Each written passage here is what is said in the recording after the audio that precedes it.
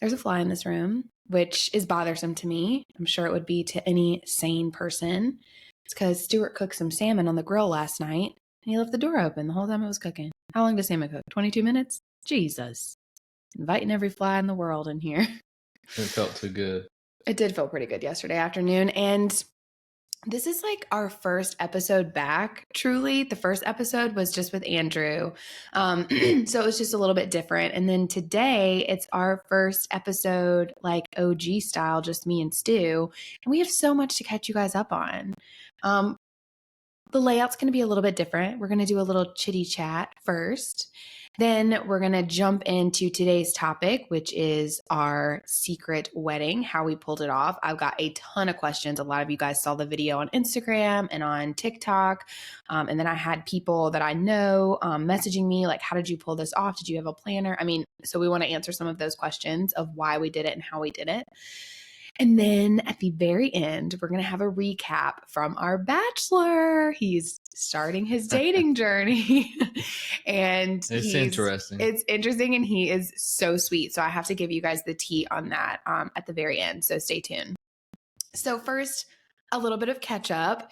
We are sitting here, really going into December, and we have had so much go on. We've gotten married. We've just celebrated Thanksgiving, which was so fun. We traveled a ton. We went to Wilmington to see some of my family, and then we came back home, and then we went back, and then we came back. So we did a lot of traveling then. And then on top of that, we enter our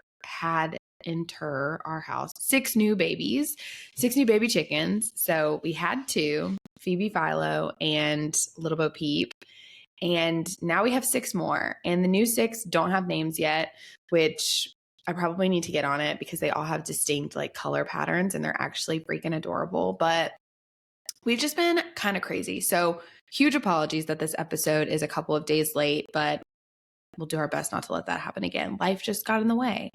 Allergies, holidays, chickens, it becomes a lot. And right here, starting season 2, right at the thick of the holiday season, probably wasn't the smartest thing on our part, but we just are so excited to get back to you guys.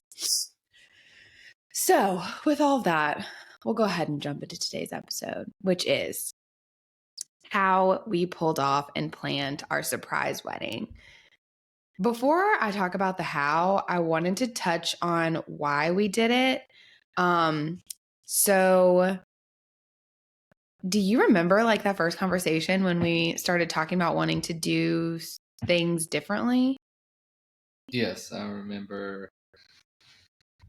Just, well, we threw out a bunch of ideas of going far out into like a desert or New York or Brooklyn, or Brooklyn was a big one. We talked about getting married in Brooklyn a lot. But then we started visiting, vacationing in the mountains, and we were just camping out by a stream. And I think that's what really we're like, why don't we just do it right here with just a small group and do a very intimate, romantic wedding right here.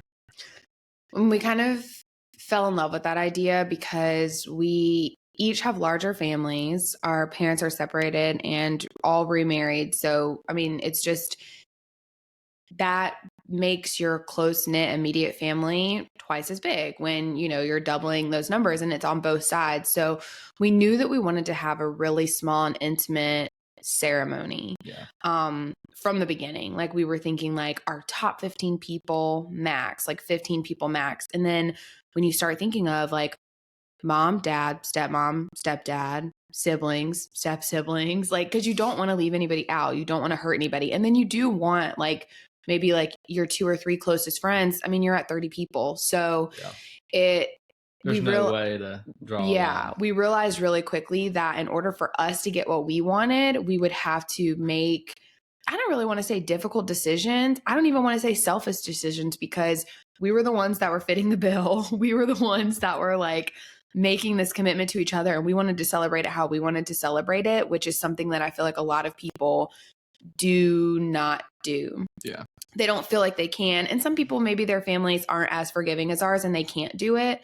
But I'm 30 and Stuart's a little bit older than me. And we're like, our families knew that this was coming, I think, especially because we were engaged. But even before that, I think that they knew that we were going to get married. And yeah, everybody has their own expectations of what they think that it should be for someone else's wedding. But I'm here to remind you that it is your day and you can have it how you want it. So, That's right. the people that I knew I wanted there was my daughter and Stuart. It would be nice to have parents, grandparents, siblings. But then we got to the next part of making the decision, especially not to go to New York, which again was the why, the cost of travel and the physical ability for certain members of our family to be able to travel. So my grandfather has mesothelioma. He has been struggling with it for a little over a year. He's having a pretty hard time with it. It's been a big difficulty on our family, which is why we're at the beach more visiting them. And so him physically being able to get on a plane with oxygen tanks, I mean, it's just not feasible. And I wouldn't have been happy if some, but not all, were there. Yeah. So then we decided, okay, if we're going to do this small ceremony, and once we saw this beautiful waterfall near this private mountain, we knew that was the place. Once we decided that was where we wanted to get married, we just made the decision that there was going to be no family other than our daughter. That way, there's no gray area. So we had toyed around with, certain siblings officiating or certain siblings being involved. And then I was like, you know what? We can't have any family members because that's what would upset people if there was some, but not all. So we did no family, friends only. And our daughter, of course, which I feel was perfect. One of our friends got, his officiant's license. Is that what you call it? Yeah. So he got, his Ordained. who got ordained. There you go. He got ordained for us, which was really sweet. And his speech was amazing. Like, I wouldn't be surprised if people wanted to hire him now. And then Stuart's cousin actually is an amazing wedding film photographer. And he took all of his equipment by himself, hiked through the Carolina mountains, and was finding these waterfalls and these beautiful spots for us to do these dream shots that we had in our mind. And he crushed it. He crushed it. Like, seeing him holding all of that equipment and hiking down these steep hills that we were having difficulty hiking down just in regular hiking boots and a wedding dress. It just shows how dedicated he is, not only to us as his family, but I know that he would have done that for any of his bride and grooms. I have all of his information tagged on Instagram. So please, please, please go check him out. If you know anybody getting married or needing, like, wedding photography or anything, he is our go-to. Like, he did an amazing job for that video.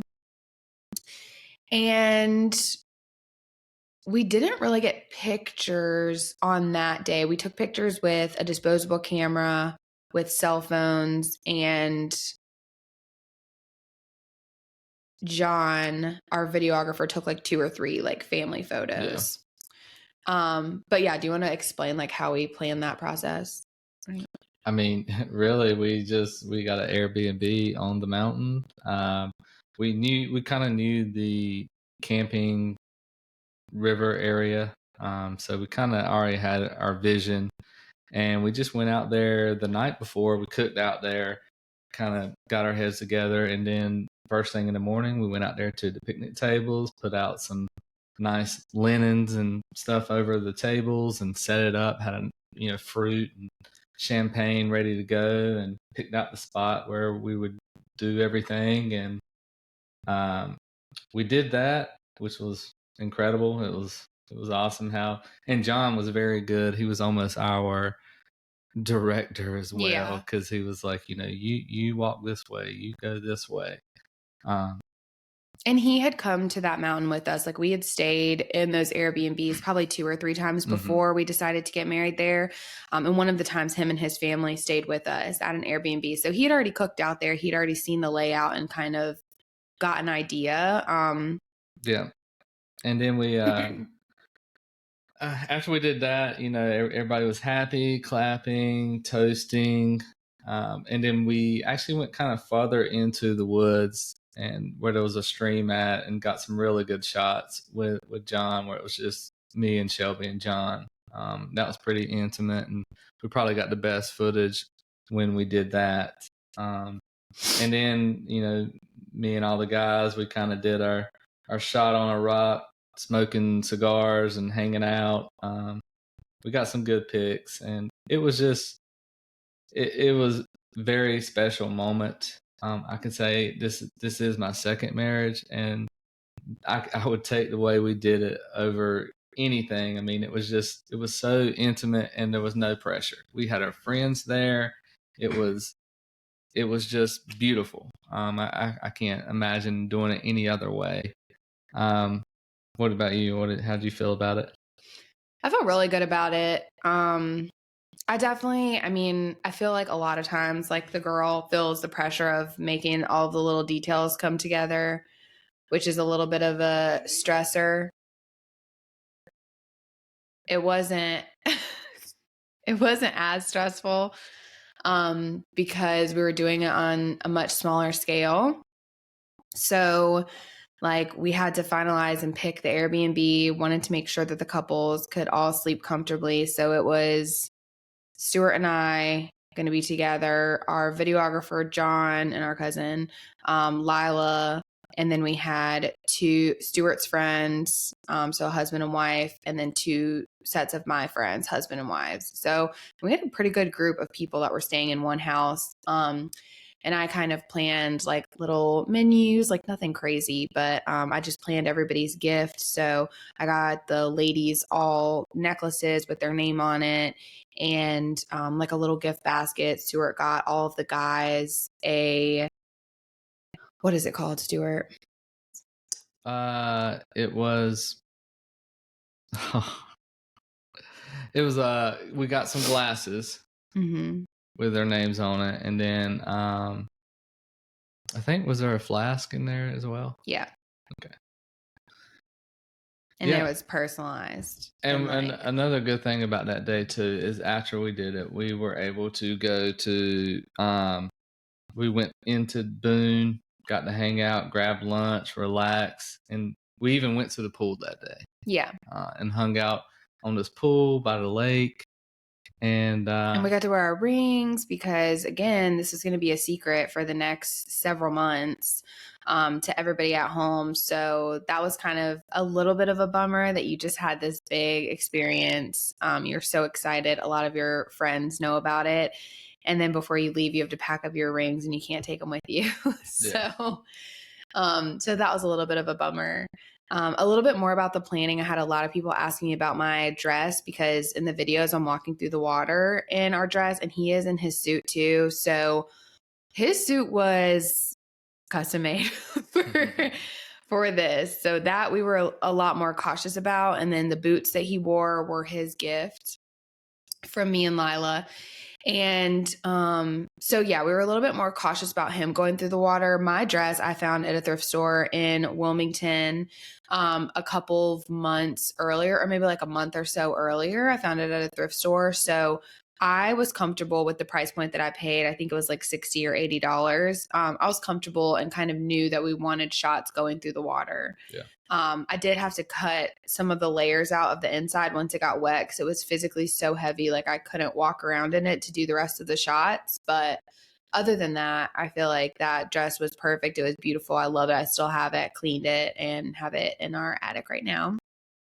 And then after that, we had to get to planning the reception, which was the surprise reception. Yeah. Or the engagement party. Yeah. So to everybody else, we had sent out invitations on a website called Joy, which was free, which I really appreciated.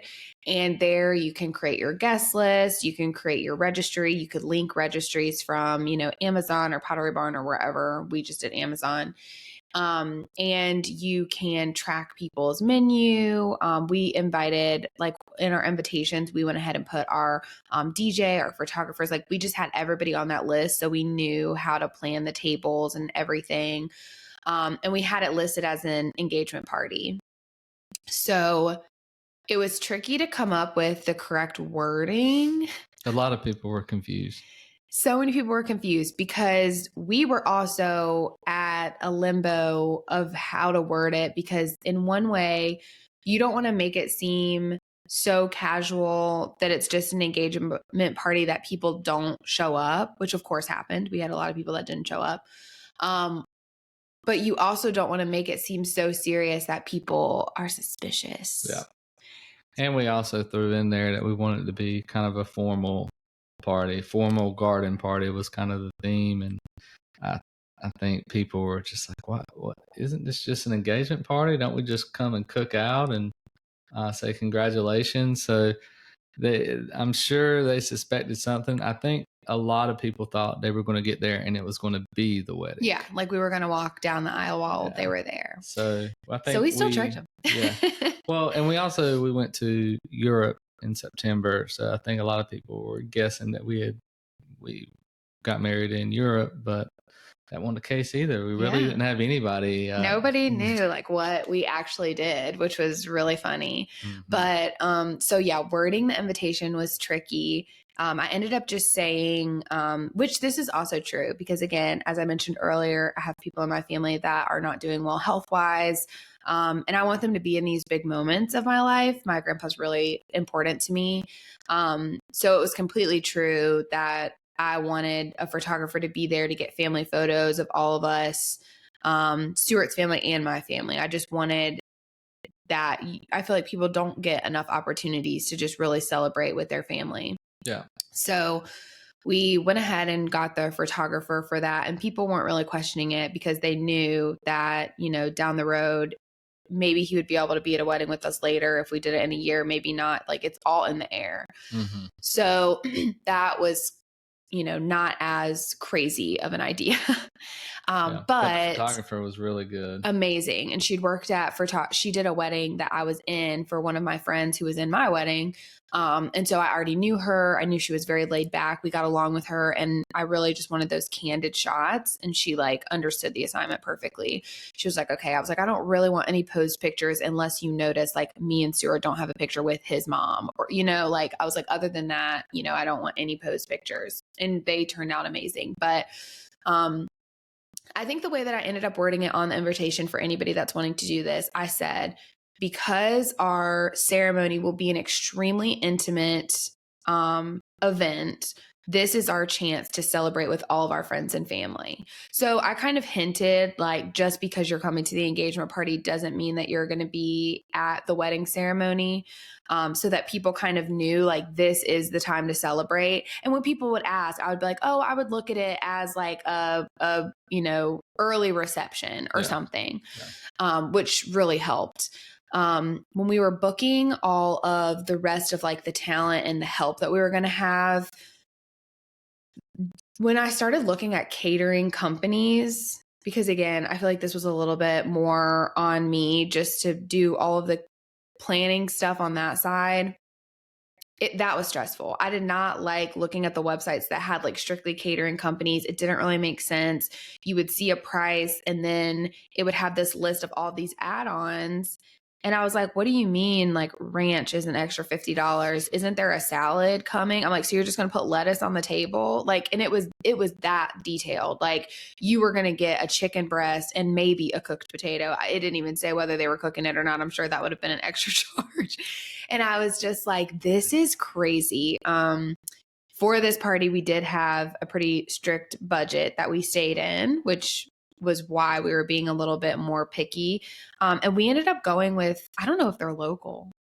I think they're local to North Carolina. I think they are too. So it's called City Barbecue. There is one, you know, we've tried them before. We've gone there with Stuart's dad. We knew that we liked it. And they have a catering team. They did a phenomenal job. We had so many people talking about our food.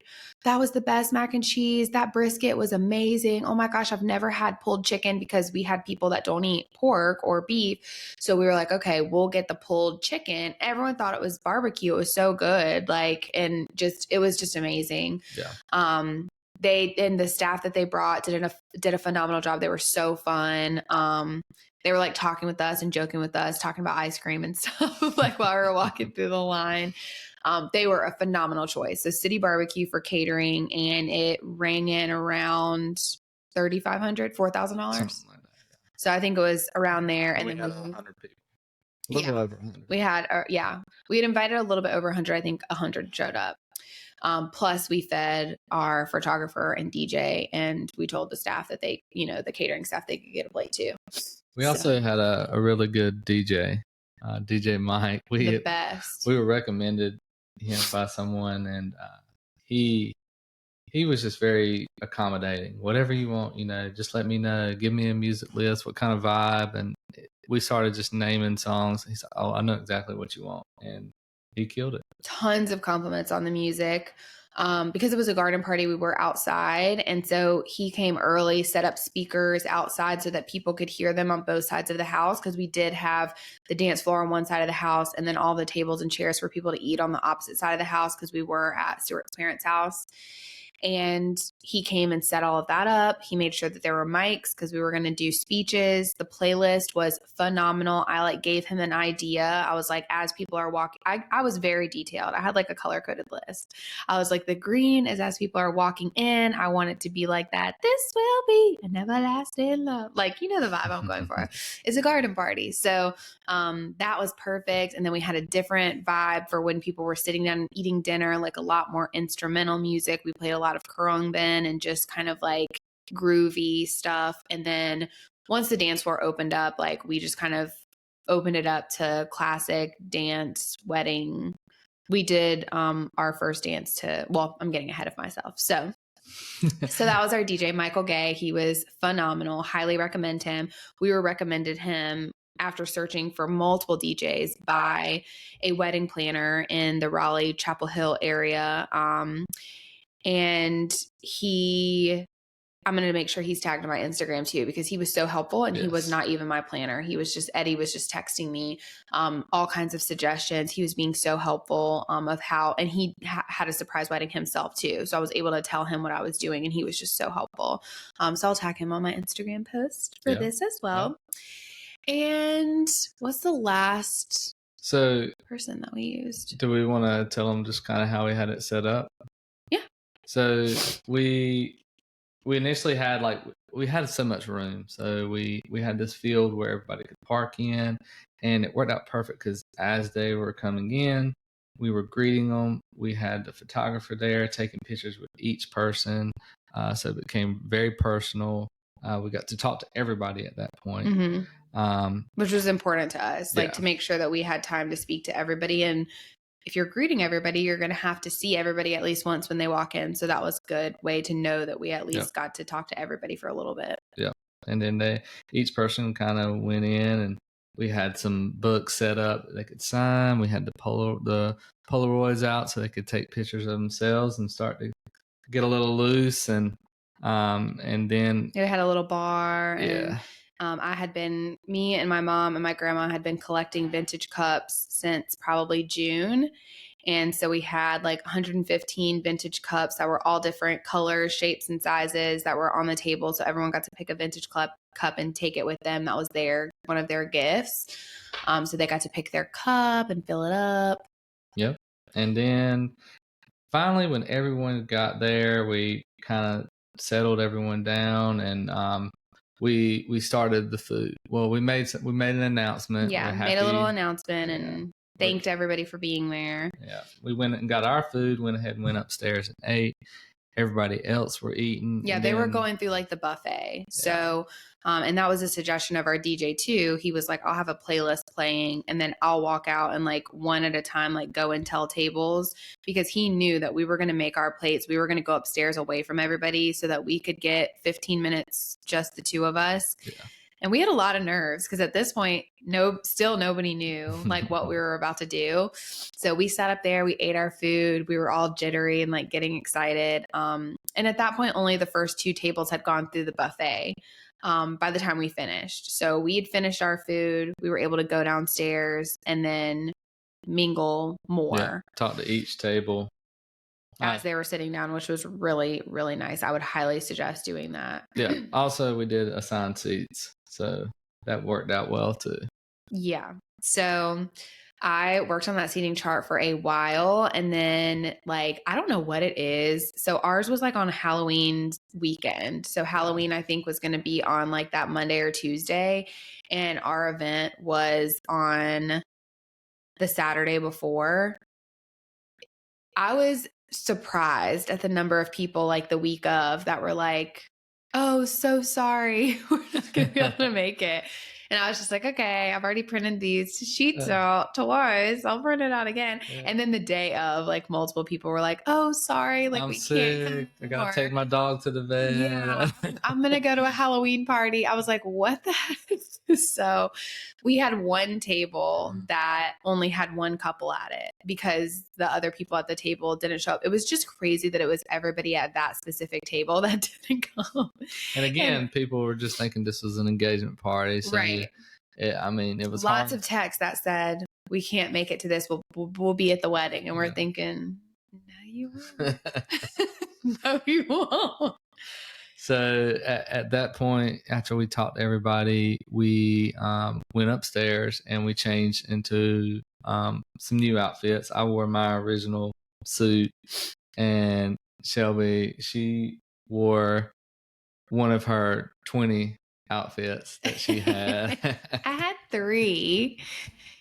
So I did plan multiple outfits. I had 3 total. So, or 4 if you count the wedding dress that I wore in the mountains. So I had like my meet and greet dress, which actually wasn't white. It was yellow, like a yellow floral dress, because I wanted to really throw people off and not look too bridal.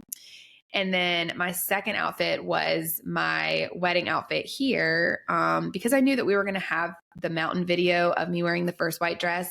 And I wanted something that Stuart hadn't seen because he was with me when I bought the first one. So I scoured eBay and I was bidding on this dress. And it is, I think, a 60s, like full beaded and bedazzled dress. I felt kind of like a figure skater because it has this like mesh stuff at the top. It was stunning. I loved it, loved it, loved it. Fit me like a glove. As soon as I tried it on, I was like jumping up and down. It had the shoulder pads, which I love. Like, I just love that dress so much. Like literally, I love it. And it was $100. So my wedding dress total, I had no alterations done, was $180. So I was proud about that. I did buy a new pair of Rothy shoes, but we'll just won't talk about those. Those were also $100. Yep. So then we let them know we were ready. Crystal, her friend, she kind of was helping coordinate everything. But the DJ had everybody say, "Okay, now that you're done eating, come around to the dance floor. We Shelby and Stuart have a special video they want to show you." Yeah, they like passed out champagne to everybody and filled up their vintage glasses and went to the dance. So they went to the dance floor, and we were in this bedroom like upstairs, so we could kind of peek out and see everyone over a balcony. From the window. They couldn't see us, but we could see them, and we were so nervous. We were like, are there going to be people shouting, mad, cussing when they find this out?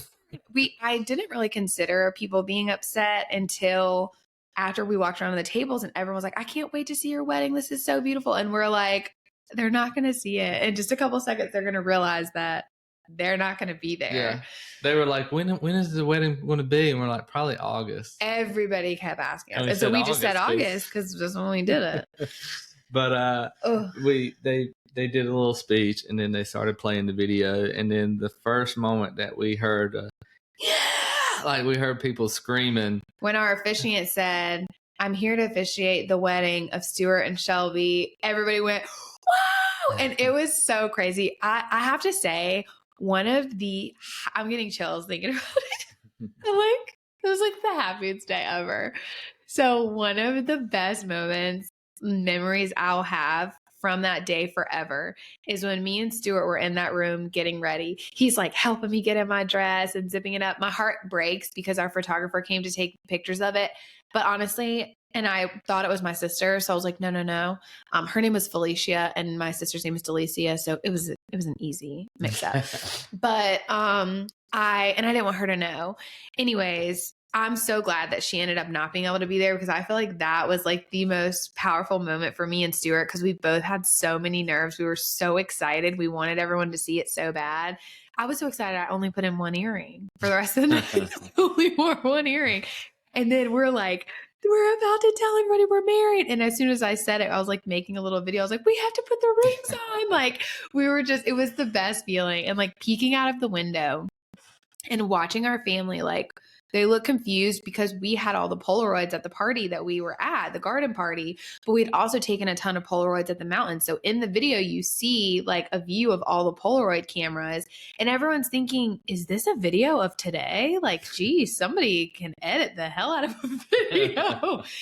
And so you start seeing everybody looking around, and I started seeing my mom first mouth, is this a wedding video? Are they married? Are they getting married? And I was like, my mom was figuring, I'm like commentating because Stuart couldn't watch. He like wouldn't look out the window. I was like, my mom's figuring it out. Stuart goes, okay. And I was like, your Aunt Marta's figuring it out. Stuart goes, okay. Like, he was just a little nervous. And then after we heard everybody cheering, we were just like, oh, we pulled it off. We pulled it off. Like, it was just such a crazy and exciting feeling. Yep. After the video, they announced it, and we went out on the balcony and we did a toast, and then the DJ was hitting the songs perfect. So then we kind of hurried downstairs and came out onto the dance floor and did a little dance, and the rest of the night was history. Yeah, it was so much fun. Everybody wanted to see the rings and wanted to see, you know, ask us where it was and how we did it. And it was just the best. It was the best night because everyone just got to hang out and have a great time. There wasn't a ton of pressure. It wasn't a huge time commitment for anybody. It was like 4 hours. Yeah, we had fishing rods there. Yeah. It was fishing. Yeah, Stuart had like guys in like full suits, like fishing around the pond, having just the best time. Campfires. Yeah, we did a bonfire afterwards. Did we do multiple or just one? Just one. Okay, so we did a bonfire afterwards. We had a bunch of people stay and hang out and just sit by the bonfire and enjoy the day. We pulled out the leftover city barbecue multiple times, and we're digging into banana puddings and briskets and all kinds of stuff. And that was delicious. So yeah, that was kind of how we pulled it off. I think those were the biggest questions that we had, was about the dress, about the venue, and like who we used. Yeah.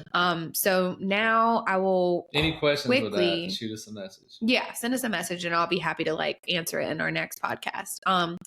So now I will quickly recap the negative parts of it. Just quickly, because it really wasn't a lot. It was like the best day ever. The first negative was probably people not coming because they thought it was just an engagement party, not taking it as seriously. People that you would really want to be there. That was sad. But we still had a great time. I mean, it would have been nice if they were there to experience with us, but we didn't let it, ruin our day. I would definitely say, if you're not able, and I'm sure I've done this when I was younger too, I know I have, but if you're not able to make it to an event like this that someone has given you weeks in advance, just let them know. As soon as you realize that you're not gonna be able to come, let them know weeks in advance. Maybe they can invite other people. Just to me, that's like the most considerate way to do it. Yeah. The next thing is, we had ordered a tent with our dance floor, and I made a little rant about it on TikTok. They stood us up. They never showed up. That was another like Raleigh company, I think. And that was, be careful with what vendors you pick. Be very careful. I would use, and the crazy thing was that was a recommended company. Yeah. So I would say use recommendations, but make sure that you thoroughly read the reviews, because we saw from like a month, hidden in all these good reviews, was one that had the exact same experience that we did. We had a group of people, like my whole family was there to help us move all of the decorations under the tent and put all the tables and the chairs out. And they waited there for hours and hours, and the people wouldn't answer our phone calls. They wouldn't message us back. Like, they just never showed up. Yeah. So that was frustrating, but that's why third thing, always use a credit card for big purchases like this. Do not ever use a debit card ever, ever, ever, because a debit card is like if you handed somebody cash. So if you're booking something that's going to be that far in advance and you use a debit card and you hand them the cash for it and they just run off with the cash, The bank can't really do anything about that. They're like, girl, you paid that in July. It is now October. What do you want me to do about that cash? Those people are long gone. Use a credit card because your credit card company will look at that money as if it's their money, and they will go after that company as if they stole from the credit card company directly, which is extremely helpful. So we used a credit card. Luckily, our credit card company was able to get the money back. Yeah, so that's a big piece of advice that I would give. And if a business does you wrong, go to the Better Business Bureau and report them, because you don't want them stealing from anybody else on a big day. Any other? No, I think that's it. I think that was it. Yeah. So the last thing that we have is going to be our check-in with our bachelor, Andrew. So a little background about our bachelor. You heard our bachelor episode. We still need another participant that wants to go on a date with our bachelor. We had so many people interested, and then you guys, I guess, didn't listen close enough in the podcast. He is 25. So we did have a lot of people that were interested, and then they realized that he was 25. They thought he was a little bit younger than they wanted to date, which is understandable. Make sure that it's something you're comfortable with. Make sure it's something you're comfortable with. But Andrew is very mature. He's very cool. And this is like a fun experience for everybody. So if you're interested, give it a shot. Why not? I mean, if you're single and ready to mingle, it can't be any worse than a dating app. I promise you, we're super fun. So he actually went on his first date, and Details to come. I'm going to give you guys a clip and let you know what he thought about it. All right, guys. Well, don't forget to tune in next week to hear another update from our bachelor, as well as a new and exciting episode about holidays, holiday parties, and planning our get-togethers, and also gift guide. So it's going to be our survival guide from the holidays from top to finish. So I hope to see you guys next week. Bye. Bye.